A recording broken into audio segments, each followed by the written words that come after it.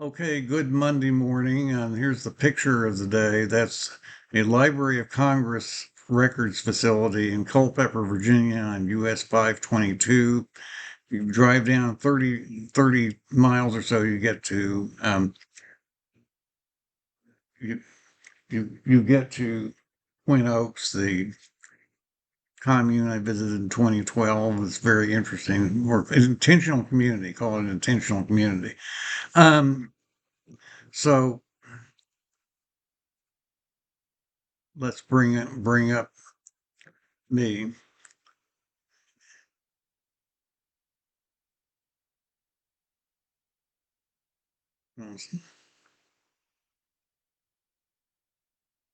And what I want to talk about today is the Kids Online Safety Act, um, which was introduced by Senator Richard Blumenthal, actually Democrat in Connecticut. It's S 1409. It's called KOSA, and it passed, I think, July 29th or something. And if you look at the text, the first half of the file is canceled out. If you go down to about the middle of it, you see the actual text. And the overall intention, the overall intention is to hold platforms accountable for encouraging kids' behaviors that lead to mental health problems, particularly the eating disorders, possibly the gender related issues. I don't know that it says that explicitly, but I think that's in the back of their minds.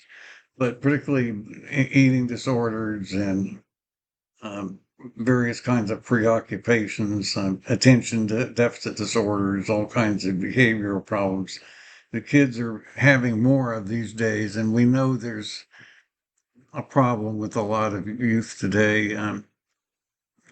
Below, the top 10 or 15% that are doing real well and running YouTube channels and running businesses, that there's a lot of problems with youth today. And it's and the smartphones and the social pressure they feel is a real issue. But the concern is that this bill will lead to censorship. Keeping stuff away from kids would lead to censorship of valuable information, particularly on issues like, and particularly on gay rights issues, and even gay rights issues, and of course the controversy over gender identity. But the concern is that it would keep information away from adults just to protect kids, because it wouldn't be very practical to separate them. There's also, if you go through it, if you go through it, if you go through it, you can see that there are a lot of exceptions to who's actually covered. Social media companies are covered. You know, your TikTok, your Facebook, X, your WhatsApp, and all of these various things, but common carriers are not. And it looks like a broadband service. It looks like, or email service, probably maybe a web host is not. I don't know if it'd be included or not if it just hosts your website. It sounds like maybe that would not be included right now. When you might be included if you, as you're on your own website, used algorithms though that were disproportionately affecting children and mental health. And of course, the concern is it's very vague and it's very open to interpretation. One of the things, if you keep, well, you can keep thumbing down through it. Um, Later on, there's some discussion of the idea that there needs to be an evaluation of a reevaluation of age verification, which is a good thing. There's also a specification that the Federal Trade Commission would be the one that's doing the enforcing, not state attorney generals, going after platforms in their states. It would be done at the federal level by the Federal Trade Commission. So who and which party is in control often depends on the election, the latest election, which is coming up. So it's very sensitive to what's going on. So there's a lot of concern in the media about how this might be interpreted and what might happen depending on what happens in the election. And so there are a couple of good articles, and I'm going to give you links to a couple of them. There's the NBC article, um, report story by Kevin Collier, and then and you can read that. I'll give you the link to it. And then there's several stories on Electronic Frontier Foundation, but there's one July 30th by Joe Mullen that you can read. Again, I'll give you the link to it.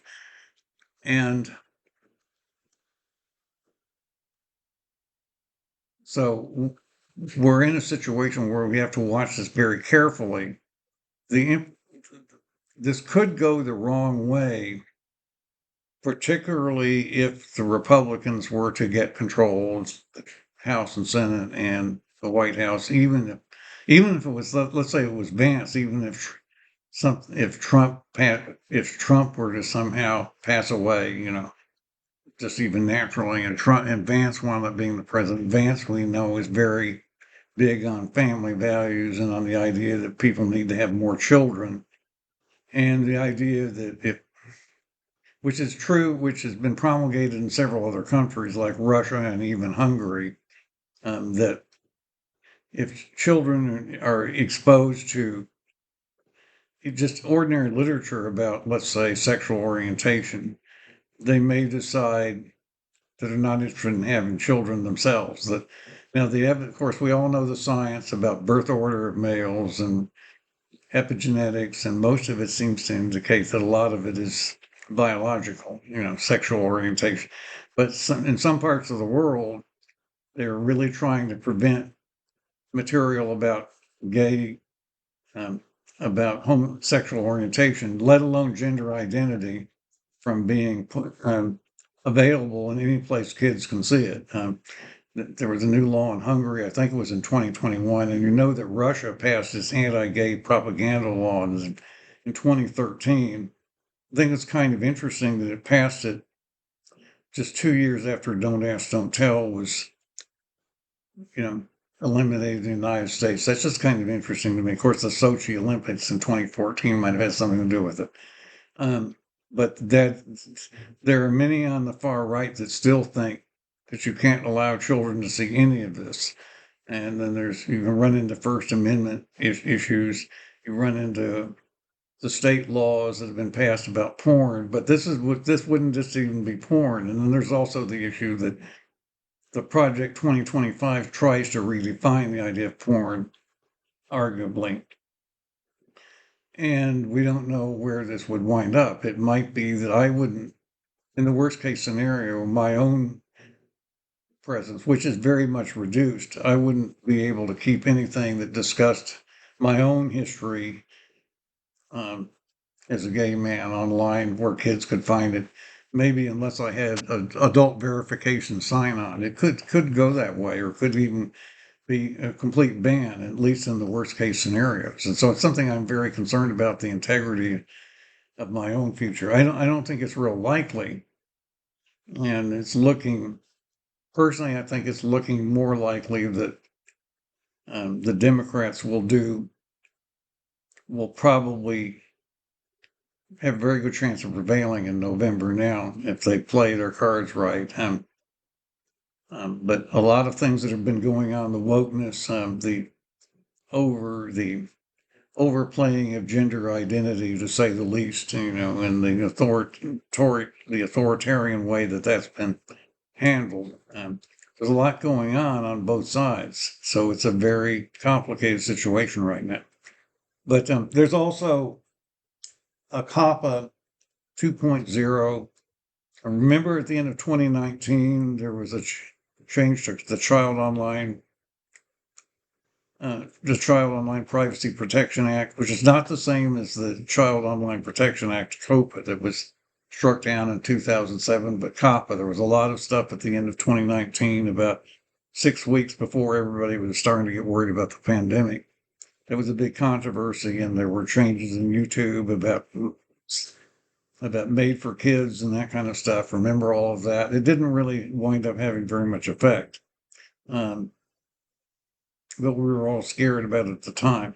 That was when the idea of commercial viability was mentioned by YouTube in their terms of service. And that's something I had to pay a lot of attention to, which I've talked about in other places.